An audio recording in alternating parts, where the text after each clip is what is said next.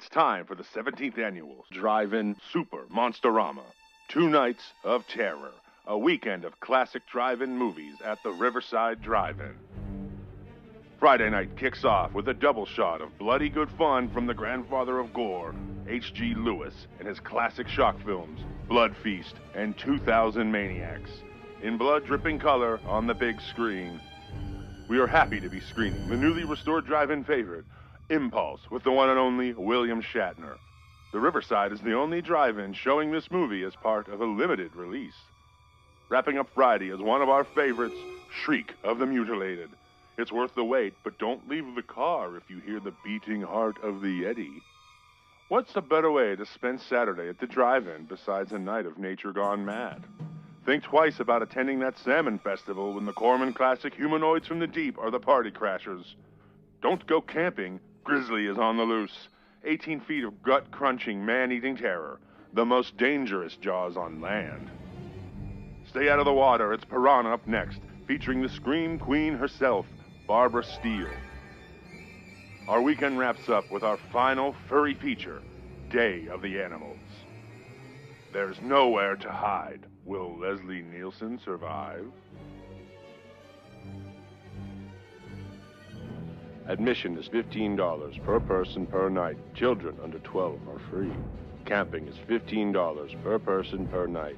Survivors get a complimentary breakfast in the morning. September 22nd and 23rd, Drive-In Super Monsterama at the Riverside Drive-In in Vandergrift, PA. See you there, if you dare.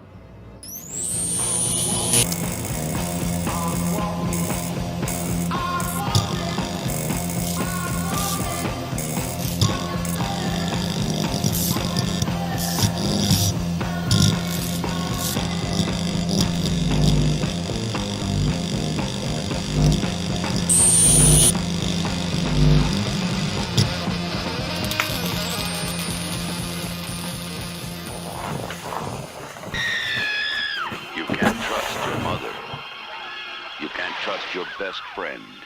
You can't trust your neighbor. 1 minute, they're perfectly normal. The next, rabid. Pray it doesn't happen to you. Rabid. Rated R. 1 minute, they're normal. The next minute, they're rabid. That sounds like most of the people I know, including you, Sam. Thank you. And me. I appreciate that comment. I knew you would. Welcome back, everybody. Yeah. I hope everybody has survived corruption. I hope if you were a lady and watched it alone, that you'll be able to explain it to the movie police that'll soon be visiting. May I say, Bill, my favorite part of this movie is the casual wear that Peter Cushing wears it several times in the film. You don't often get to see him just wearing like a bowling shirt kind of thing that he has on in a couple of scenes, and he has that dashing red short sleeve shirt, of course, always with an ascot and a hat. He knows that the ascot is important. Yeah, he knows how to coordinate. It covers the throat. Yeah, but I think the most important question that we had when we were talking about this movie's got great dance scene with all the face painted people. That's awesome. I'm sure. Bill said, well, I'm sure we may see that return to the show at some point. But what do Peter Cushing and this girl have in common, if anything? Like, she is a model whose face has been made famous by this guy, right? And, like, he doesn't want to be at this party. I mean, my theory, the weed smoke, he got hit with the chronic in the beginning, and that's what this whole movie's about, is him just trying to come to grips with him never getting to never having weed before, and he's like, "Oh, this is what the kids are doing today," and that's how he's like, "I like it. Yeah, I'm going to trip out on it." Of course, the weed makes him have an extended hallucination, which happens to be the movie. Maybe there was something laced in there. Yeah, maybe he was getting wet on PCP. You never know. They could have slipped it in his glass when he wasn't looking.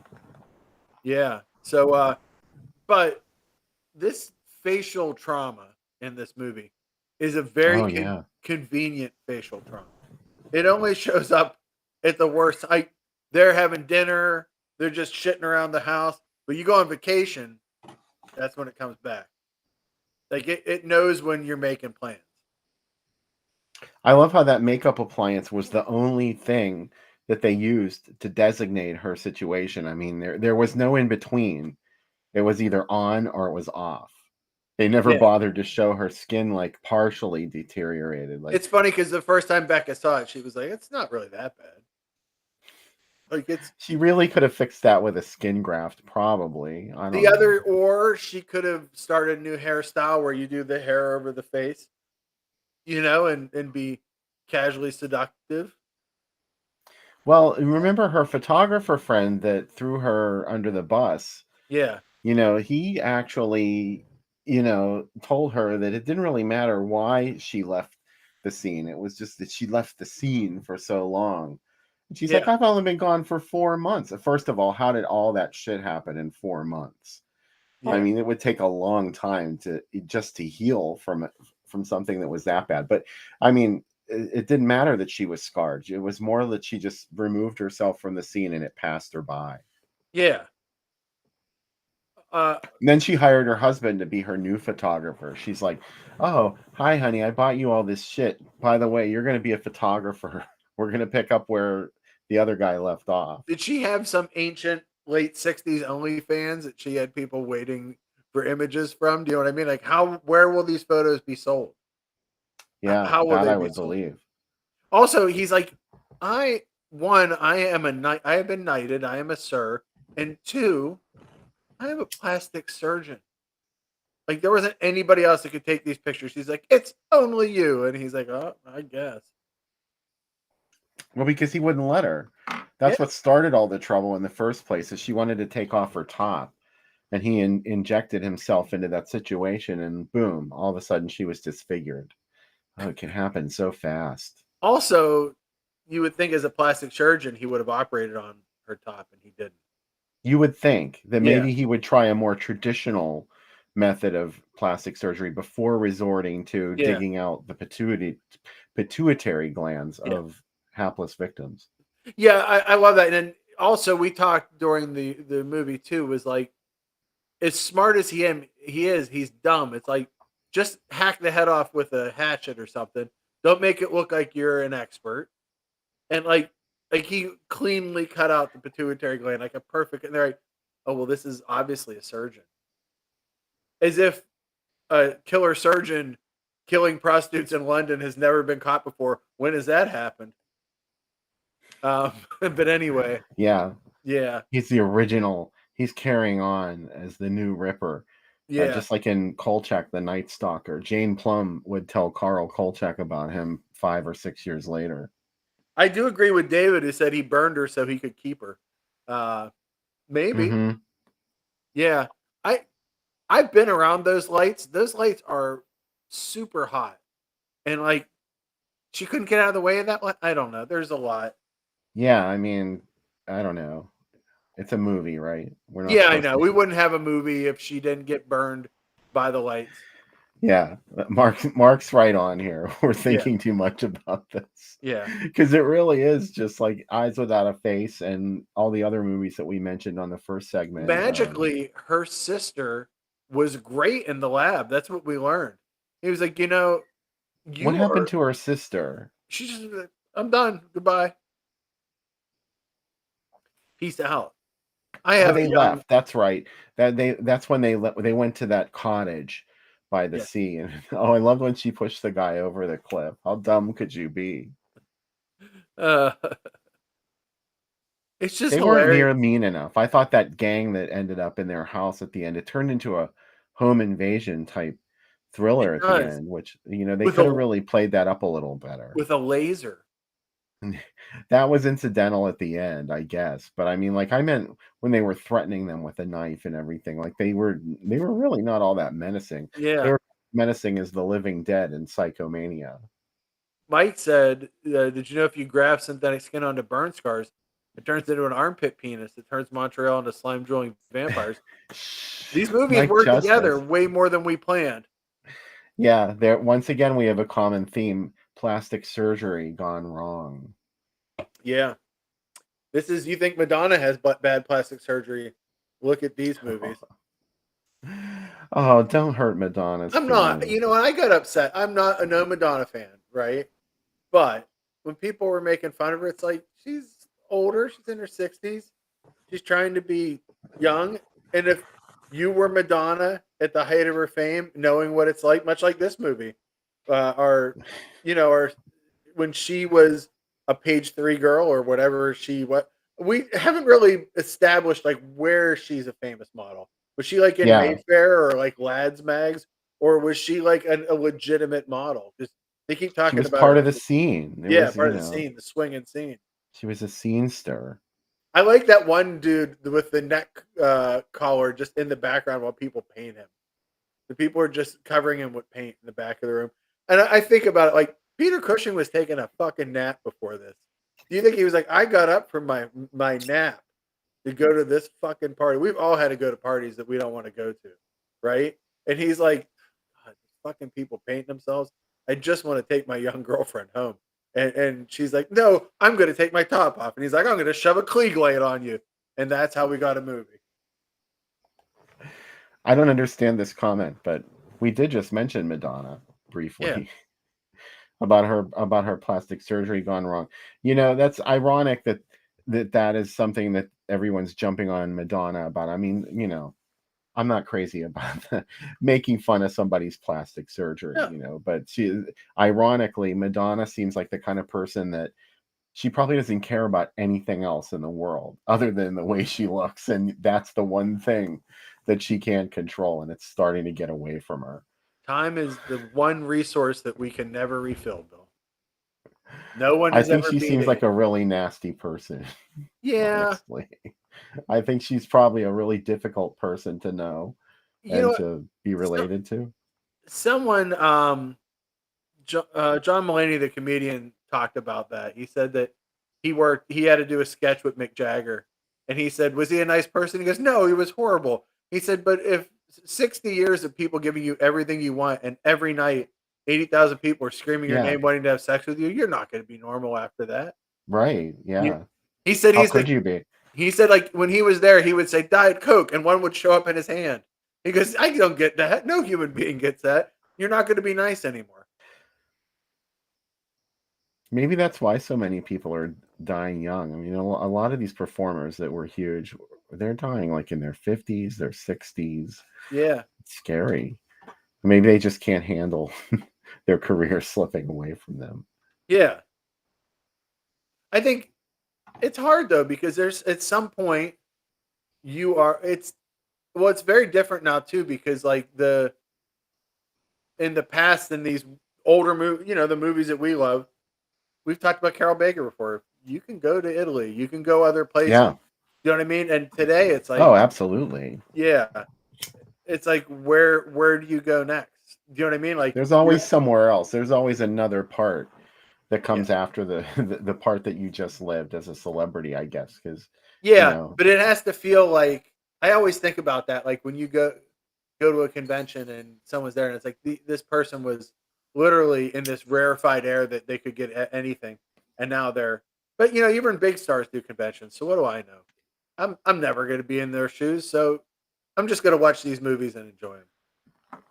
well, that's kind of what this movie tapped into, is that panic in somebody who was enjoying success, and she was riding high. She was a beautiful model, and she had a Yeah, rich husband who was world renowned, and she seemed like she had everything. And then all of a sudden, this one thing happened, and the whole thing kind of went.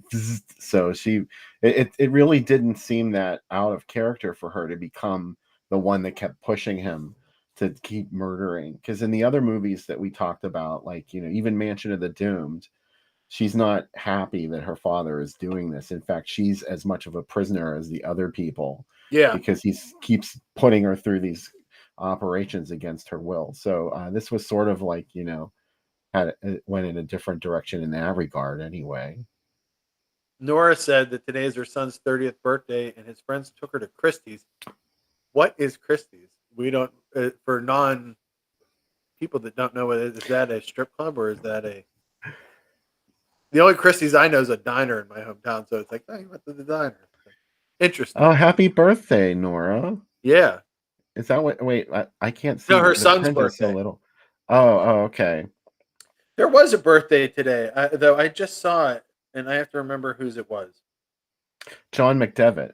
Thank you. That's whose It's it John was. McDevitt's birthday. In fact, I had a note here. Don't forget to mention John. Happy Yeah. birthday, John McDevitt. And Yeah. hopefully he'll be back on the show soon, right? Okay. Thank you for the Ohio folks. It is a gentleman's club. That makes it sound better than a strip club. It was a gentleman's club. Corruption is for gentlemen's clubs.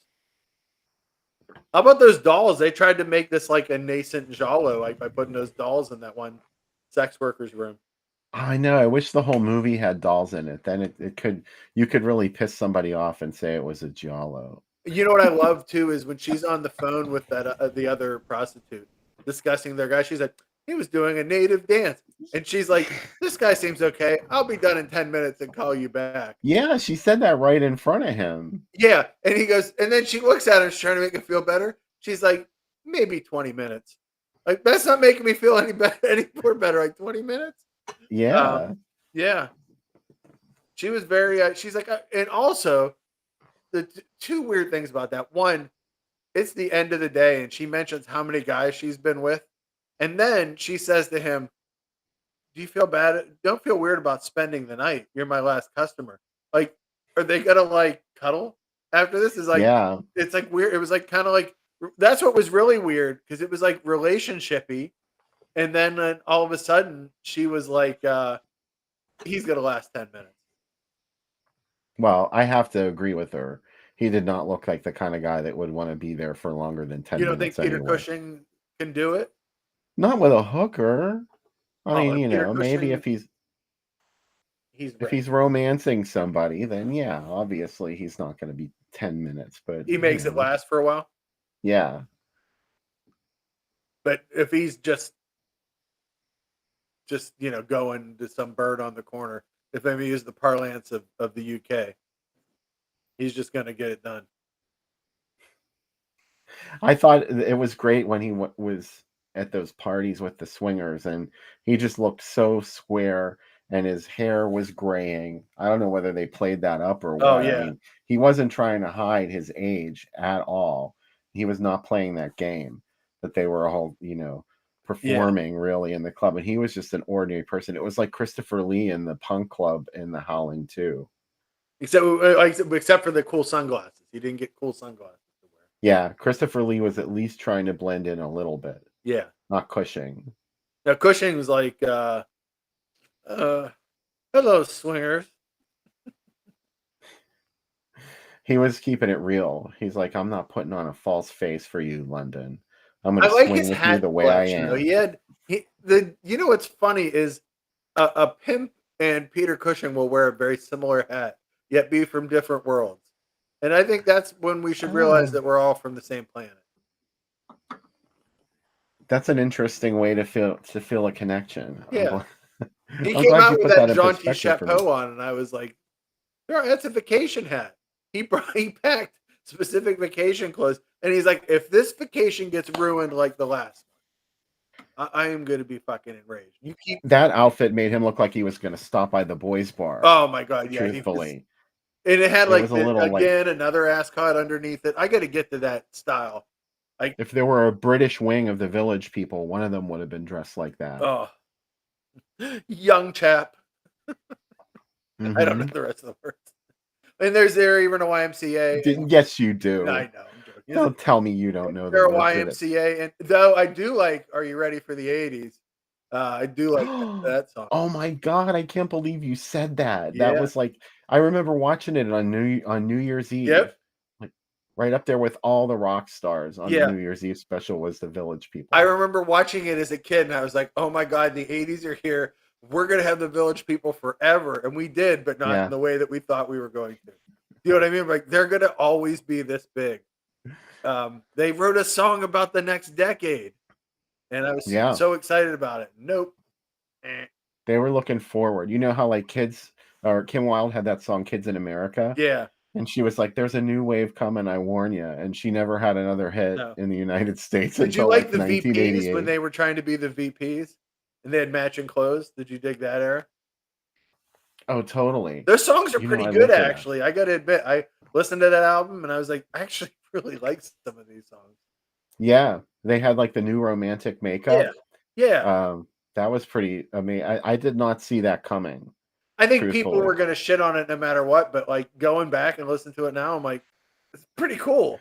Like, it's not that bad. There's worse shit out there now. yeah, You know, that's the funny thing about getting older and hearing the new generation's music. It makes you want to go back to the old generation and find all the music you called shit. Now yeah, all of a sudden it sounds like, well, this isn't too good. This isn't yeah. too bad. You know what? These VPs are very popular in my The house now. VPs. Yeah, Cushing's out there listening to them.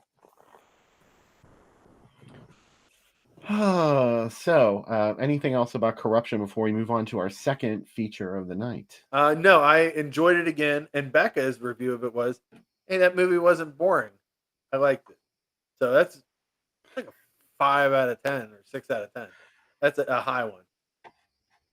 So yeah, I think most of the people in the chat said they liked it, except Paul. He doesn't like it. yeah, And I think there was one other. Was Nora? Did you watch the movie? That's what we all want to know. yeah. If Nora liked it. Intrigued. Yeah, her "Keep Me Hanging On" cover, Kim Wilde. That was one of those surprise #1 hits. Like, you know, when the Human League had "Human" Yeah, and went to the Human League, or just like that. Like that, as soon as you think the world has forgotten about them, they have another hit. And Kim Wilde definitely pulled that. So you know, she opened for Michael Jackson on tour. oh, did she? Wow. Man, who knew? Who knew? You know what? Who was he going You to know get? what my Prince? favorite Kim Wilde song is? Wait, it's at the end of Unsane. Yeah, "Take Me Tonight" from the end of Yeah. Unsane. Could you imagine poor Argento? Happy birthday, Dario Argento.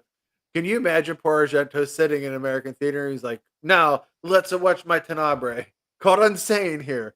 Then he's like, "Oh, here's where it ends," and we hear the screams through the credits. Nope, it's Kim Wilde.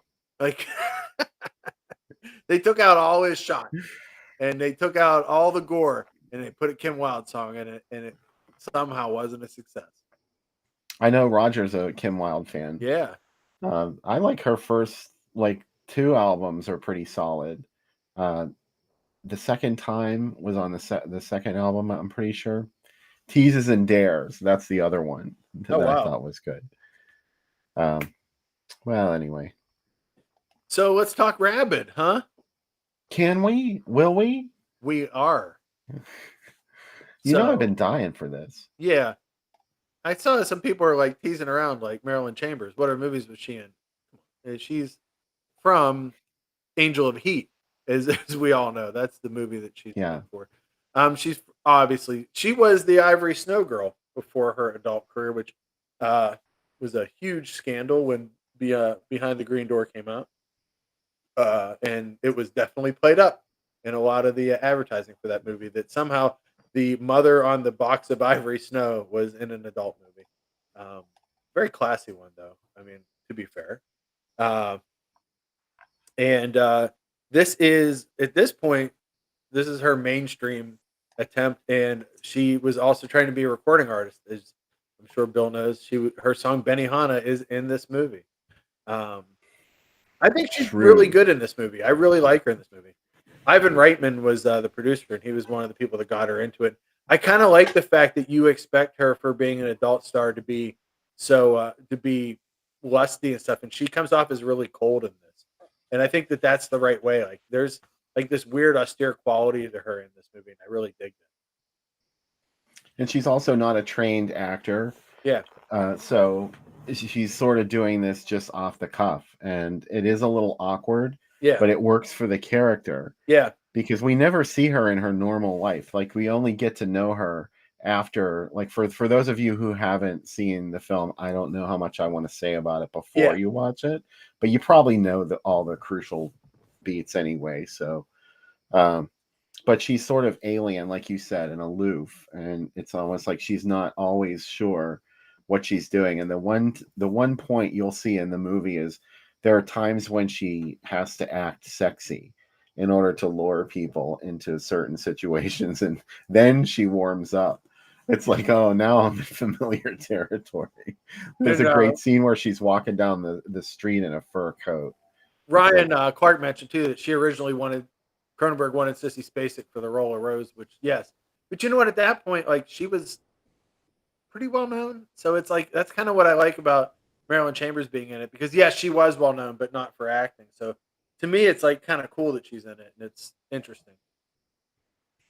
Oh, Ryan's right there. Yeah. Hi, Ryan Clark. One of my questions, Bill, I've always had about this movie, and I'm glad that we're talking about it. Yeah. And you may know, you may not know, why is the ad campaign so, both the trailer and the posters and the print ads, so relentlessly driven to give away the end of the movie? Like, Well, yeah, you don't know that you've seen the end of the movie, though. I will say but that. when you do see it, I'm going to really try not to talk too much about the ending, but like, if you It's know the okay. movie and you watch it, you're like, they are giving all of this away. Yeah, there's a shot in the trailer where you really, after you see the movie and realize what it was, you would question. But like I said, it's all sort of anonymous in the trailer, so Would you really don't know what you're seeing. I don't think it's actually it's not like the car Yeah. trailer where they showed it running over Kathleen Lloyd in Chris her brought living up room. too that Cronenberg's first 3 films set the bar high for his career. Is Cronenberg one of the few directors that never had never went downward? Like it seems like all of his movies, even his most recent movies, like Crimes of the Future, have been really well considered. You never hear I again Argento or De Palma that oh his old movies were better. I've never heard it said about him. I say it all the time. You must Oh, never listen Cronenberg? to me. Cronenberg. Yeah, I think he never did anything as exciting anyway as his first 2 or 3 films because, and take it with a grain of salt because I'm not saying that he makes shitty movies. I know he makes great movies, and each of his movies he got better and better and better. But that's just my jam. That's the reason I like the early ones. It's because they were sort of you can see the low budget and you know the backstory of how they were made if you just dig a little bit into it and you're curious, oh, Marilyn Chambers is in this. Hopefully you would look up some info on it and realize how she came to be cast in the film. And I like that. And I don't he never did stuff like that after his budgets kept getting bigger and bigger and he was working with, James Woods and Debbie Harry and Christopher Walken. So he just kept going up and up and up, and so did the quality of his films. But it's that low end quality that turns me on. Yeah. Plus the inspiration. I mean, the stories are so weird and inspired, and just with a very simple concept, they get under your skin, like the slugs, and they came from within. And this one really the nightmare scenario that he creates in this of things that could happen to the human body. I think this is up there with some of the most disturbing things I've seen. It's very God told me to too that this like sex organ under the you know what I mean that is being created in a different place on the human body. But that's cool. Yes. It's not a ripoff or anything. It's just they're two strange movies Well, in a similar world. it's not a sex organ. It just resembles a Ah, sex yeah, organ. okay. That's It's used for a different purpose. yeah. That makes sense. Is this your It's not. favorite Cronenberg movie? It is because we're watching it tonight, and I'm Ah, so okay. excited about it. But it's either this or Shivers, Yeah. or And my we two watched Shivers favorites. before on the show. Yeah, we did that one. You like the lady in the that we always used in the bumpers. The happy zombie lady from this. Oh my God, yeah, she's my favorite. Yeah. The train zombie. Yeah. And you'll realize if you've never seen this movie, you're gonna recognize it if you watch the show because I use her all the time. Yeah, Yeah. she loves it. She absolutely loves being a rabid zombie, and I respect her for Yeah. that. I've realized now that there's a lot of Cronenberg that I haven't gotten through, so that's something I got to fix. So I'm working on. I've seen the big ones, but some of the later ones I haven't seen, so I need to get on. It's all good, like Yeah. Videodrome. My Seen God, The Videodrome. Brood. Yeah. The I Brood. haven't seen The Brood. Oh, Yeah. oh, I The know. Brood is still ahead of you. I am so envious. Yeah, so I'm excited. I'll watch it. Yeah. And Scanners, of Seen course. Scanners. Amazing. Scanner Cop. Oh wait, no. That wasn't Cronenberg. I like Scanner Cop 1 and 2 though. I like Existence a lot. I like that movie. It unfortunately came out at the same time as The Matrix, which is a much more easily digestible other reality through video games kind of thing. And then, Crash. Can we talk about Crash? I haven't seen Crash Amazing. yet. Oh my God. It's really, it's pure Cronenberg. I don't know.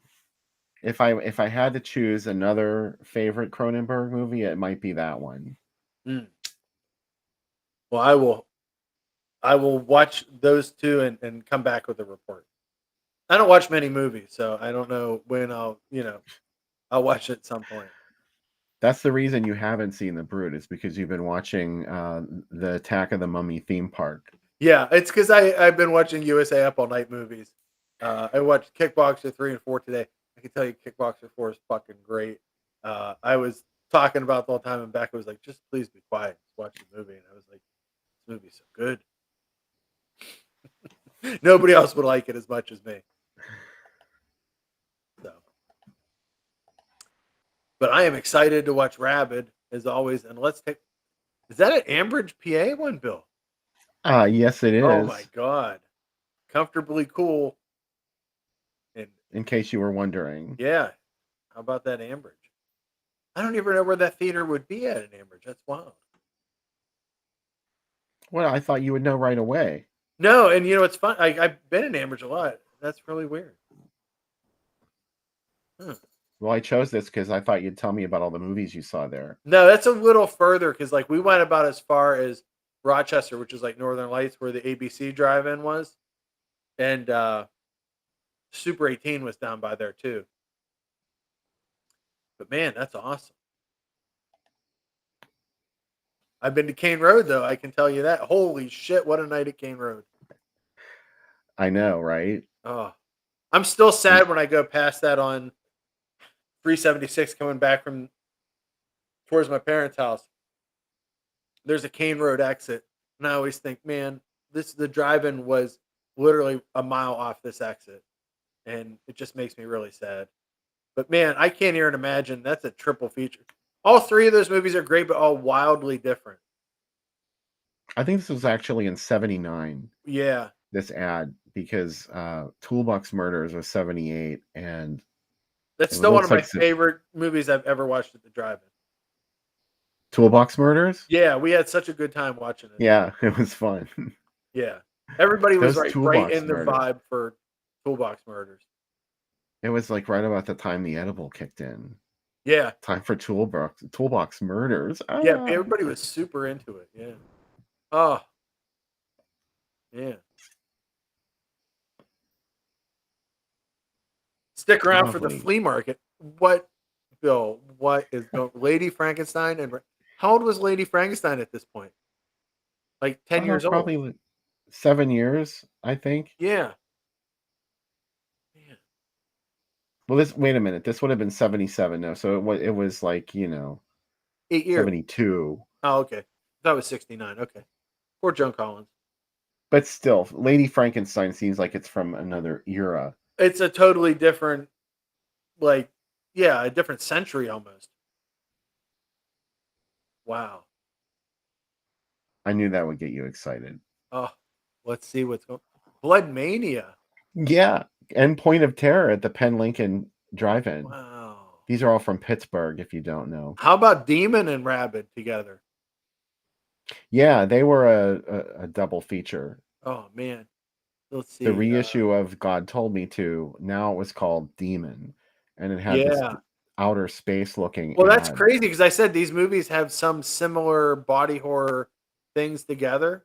Yeah, That'd be interesting to see them. I mean, I'd like to see Herbie Goes to Monte Carlo, but yeah. Um, Demon Seed in a Bridge Too Far is pretty wild. that was at the Sunset View. Wow. That was in Natrona Heights. I was at the Sunset View many times in my childhood. The Man. Gateway Drive-In must have been on the top of this. I remember going to the Gateway Drive-In to see the Island of Dr. Moreau, so I wonder if it was Oh, right around this time. I could have seen Rabid if I had been able to trick somebody into taking me to this movie. man. Or then you'd be stuck. Like, oh, let's just go say Bad News Bears, breaking training. Oh, Kung Fu and Rabid at the Colonial. Game of Death's coming July 4th, though. Yeah, Get ready. That's amazing. Like, I can't imagine seeing what a whiplash of genre. the Colonial in Hartford did double features like this. They had gone full tilt Grindhouse at this Mm. point. This was the later part of the 70s, and they Oh, would do wow. a kung fu film and a horror film. I have nothing wrong with that. No, absolutely not. And you don't see it all that often. No.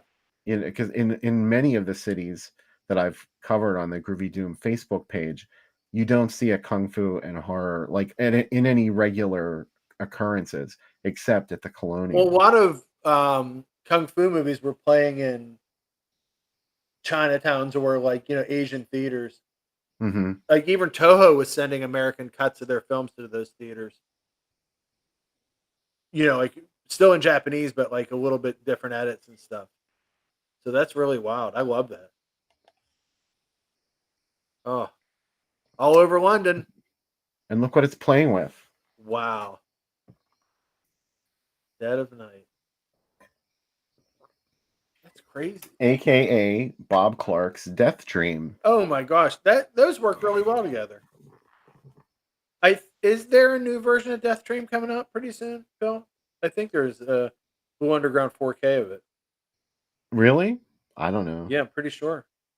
I mean, I don't know. Blue Underground has ever put out the same movie more than once, but I think they have. I think I they've think done it a couple of a times, yeah. couple of times. Yeah, more power to them. I buy them every time. So what do I know? I was really excited when I found this ad because you never see this in it. No, this This ad is an almost act. looks like if I knew nothing about this movie and I didn't see it was Rabid. If it's just you can't trust your neighbor. I'm like, oh, that's wacky comedy. Oh no, sorry, it's not. No, this is actually a pretty gut punching scene in Yeah, Rabbit. I'm not going to spoil it, yeah. In the but chat, yeah, let us know if you've never seen Rabid before. So that would be interesting to see who has seen it and who hasn't.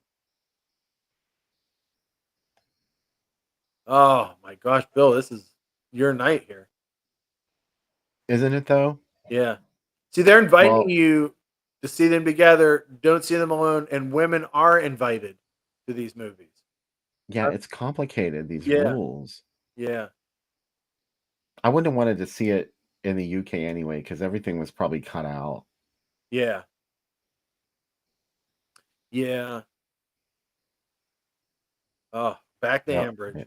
we're back to this one. Okay, now this one. Don't open the window.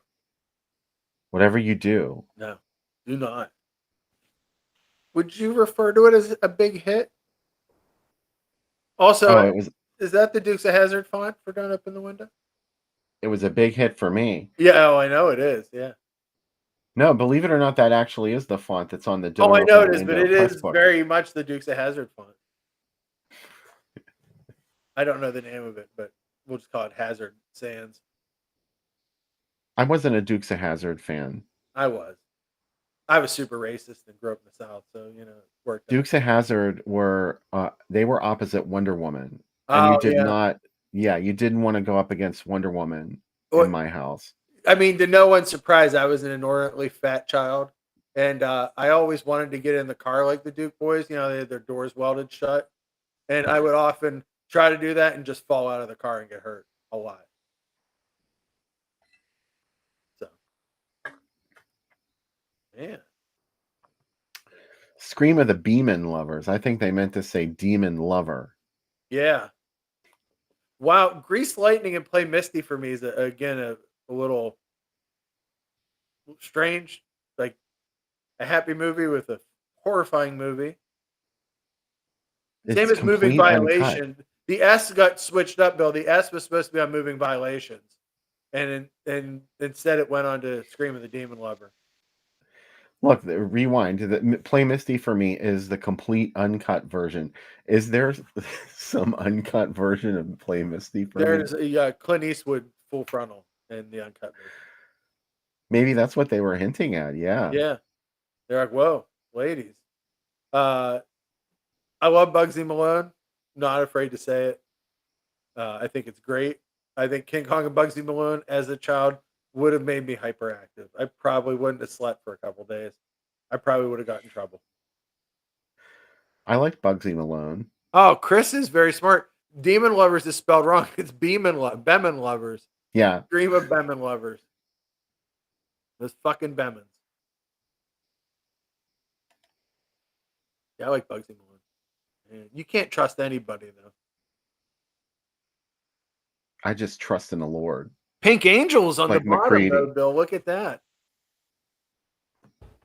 The Pink Angels. Yeah. Yeah. That has one of my favorite lines in any trailer. And he's like, Which is? Why are you going to San Francisco? And he's like, the ball, baby. That's a movie for nobody.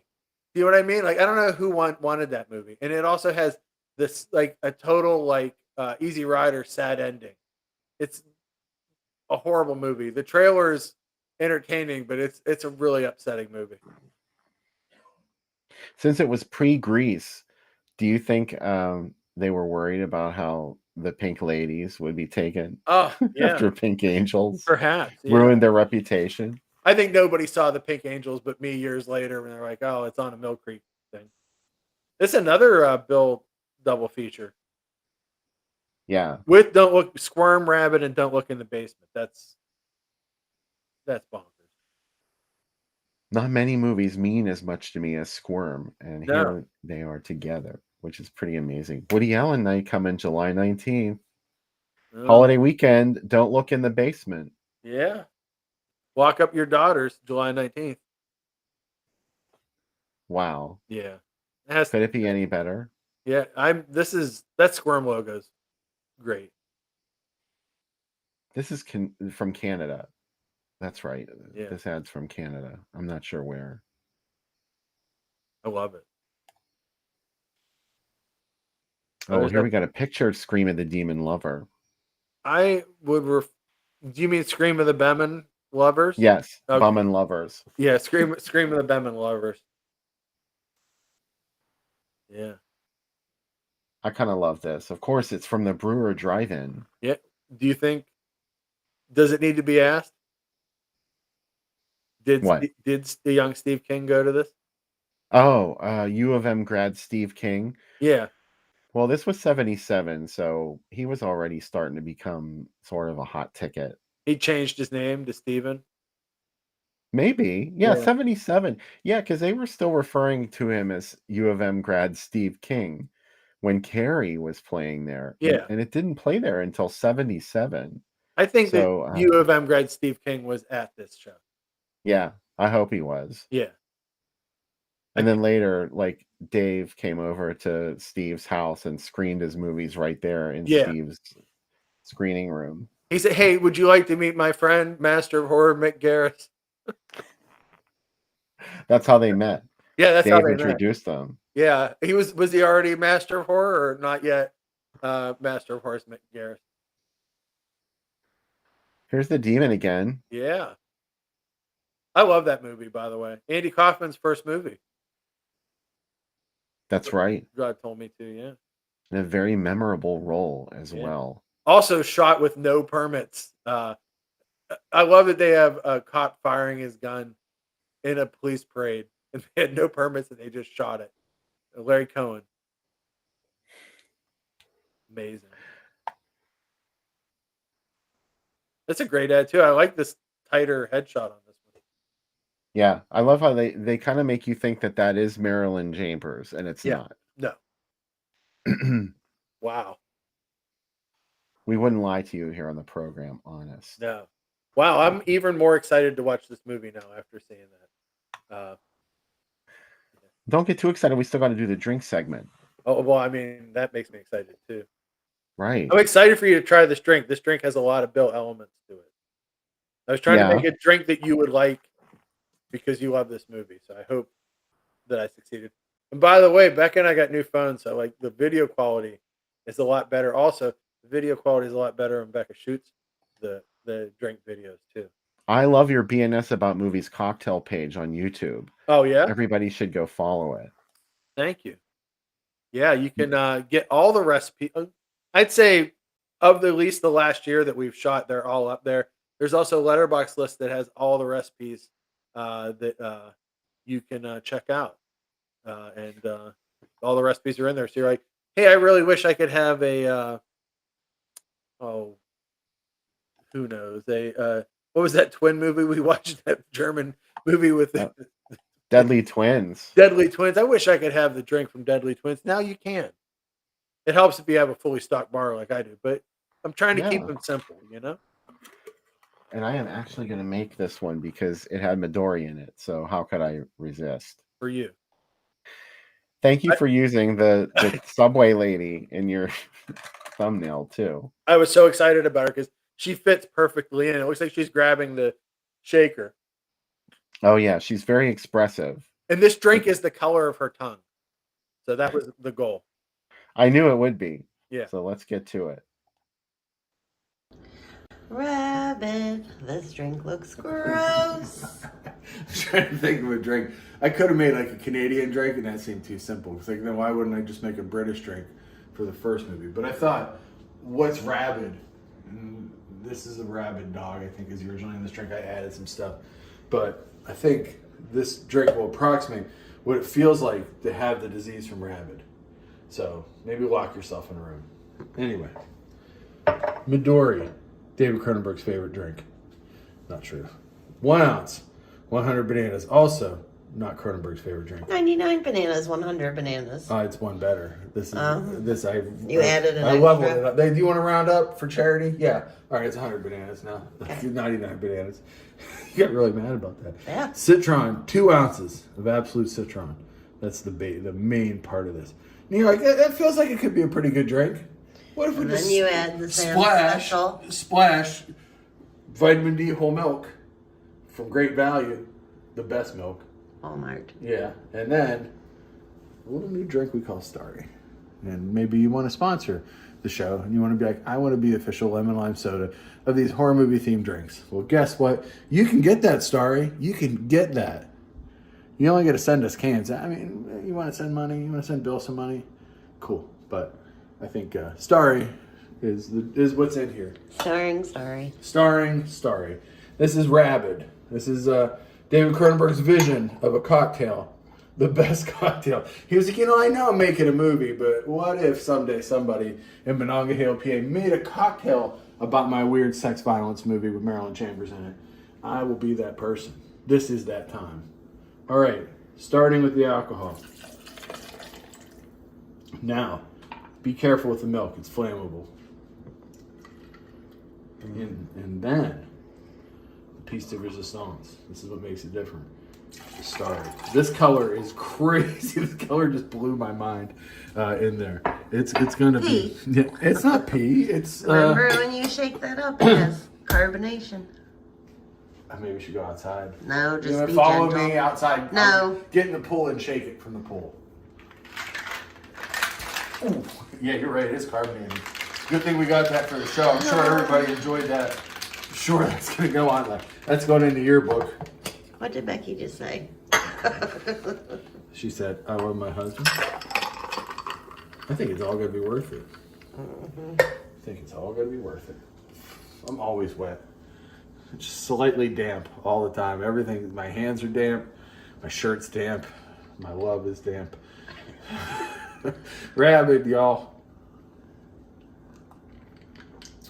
Pazuzu, god damn it, that drink's awesome. It's really strong, but it's really awesome. It has a smell to it when you get to it. You're like, this is it. Like, I'm gonna be frothing at the mouth from drinking this. I really like this. I'm not overselling it. I mean, I really do like it. Pazuzu, feels like something Pazuzu would throw up on the walls too. Not taste-wise, look-wise. Man. Get David Gordon Green on the phone. I got the plot for the second movie with this drink. Pazuzu. Pazuzu. And I have to agree with you, Sam. This drink is fucking good because I couldn't resist having some. I'm glad you like it. Totally worth it. Although you confused me at the end. What was the last thing you poured in? Was the soda, right? Yeah. Okay. I waited. I did Yeah. not put that in the shaker. I just poured it. You over were top. much smarter than I, because as you could tell, I had a little tiny accident. I'm not going to jump off that bridge just because you jumped off the bridge, Sam. Yeah, exactly. I like how you got the little ghost in there. You got Mhm. quite the fancy drink. I only keep it classy on this program. Yeah. So, what else can we say about Rabid before we go into it? Because I know you're just frothing at the mouth to watch Marilyn Chambers. I like that this movie starts small and by the end it's out of control. But I don't want to say too much, right? Like Yeah. I'm not gonna say. I'll wait because I have something to say about the end that I love. But I'll wait. We should a reminder. We're going to have this to give away for the third segment. Oh, your camera's backwards again. Maybe when we restarted, that's what happened. Let's flip it. Maybe. Let's flip it. Can I flip it? Yes, I can. There we go. Little Gangnam Zombie. We're going to have one copy of that to give away on the third segment. And tease for next week's movies. Bill, would you like to tease them? Yes. We already mentioned that they both feature the same horror diva, classic horror diva. They're both supernatural thrillers. Yeah. One is from the mid 70s. The other one is from the very early 90s. So she's at two different points in her career in these two movies, our diva.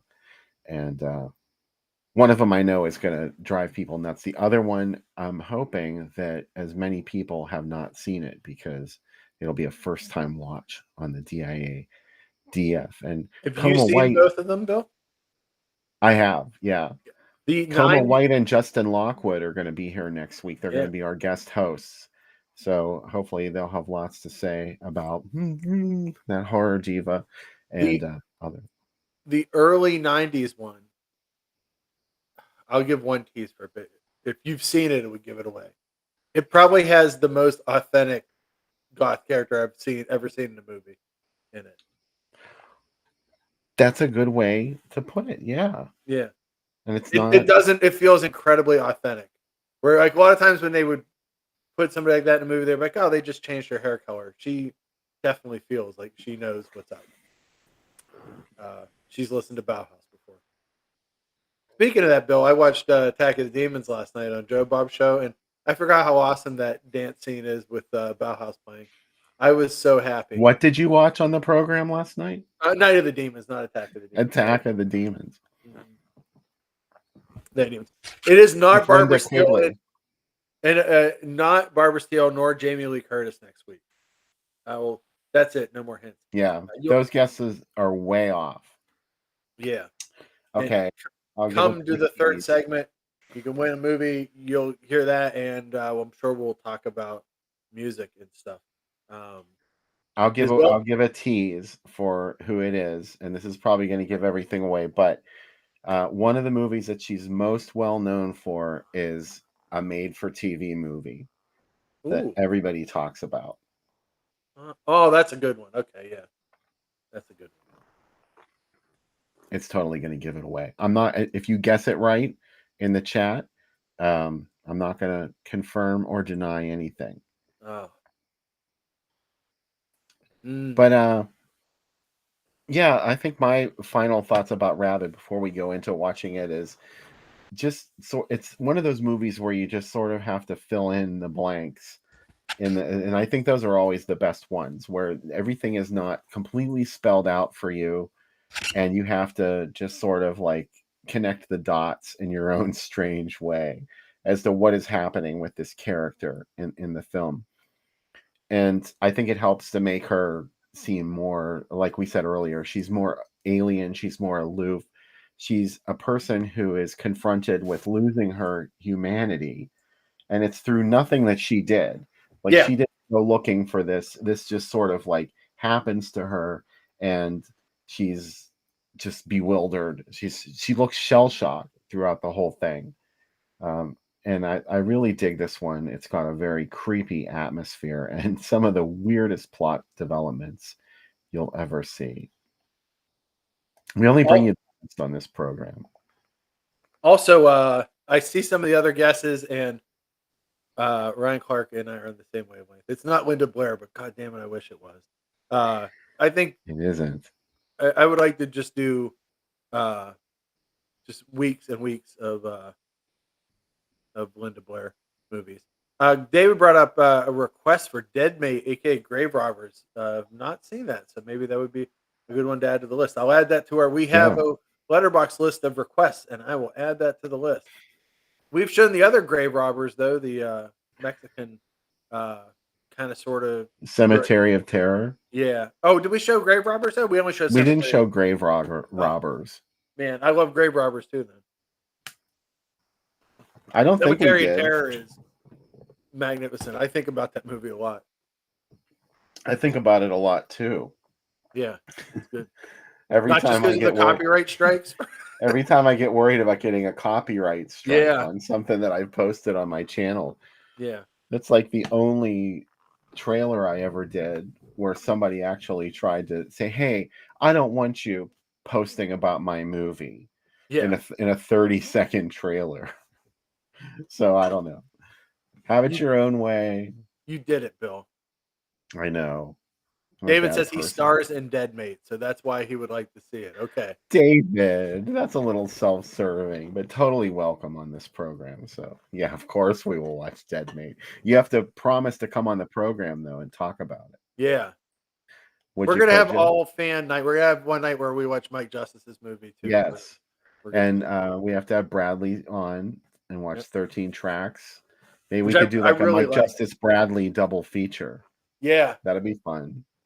I think it'll be. I'm excited. We'll also have Mike and I will be debuting Tintuera 2, Attack of the Hand, on a future show. As I well can't as wait for that. I am already such a big fan of Tintorera too. and the Best Little Whorehouse in Amityville, which That one maybe not so much. oh well, yeah. Mike I says don't we'll never know. watch it. It'll be Uncle Spooky Part 2. I think people will like your movie more than The Child. I'm gonna say, Mike. Yeah. Mike, your movie is really good. Yeah. I don't know why you act like you're embarrassed about it. I thought it was really good. Like to be honest, I didn't know what to expect when I went into it, but I was really into your movie. It was funny. It moved so quickly. It reminded me of The Women.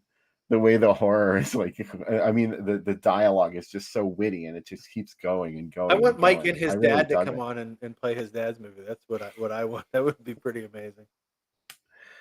I would never ask that of Mike Justice. No, I wouldn't. That'd be too easy. Anywho, let's watch Yeah. Rabid.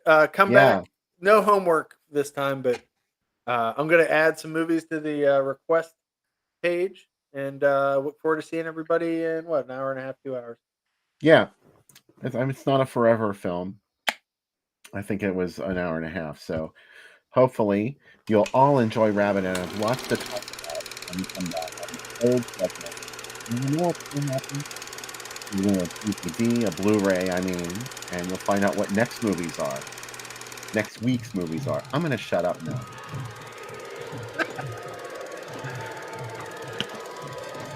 God, why do they have to get drunk on the air? Come on. Fire everybody.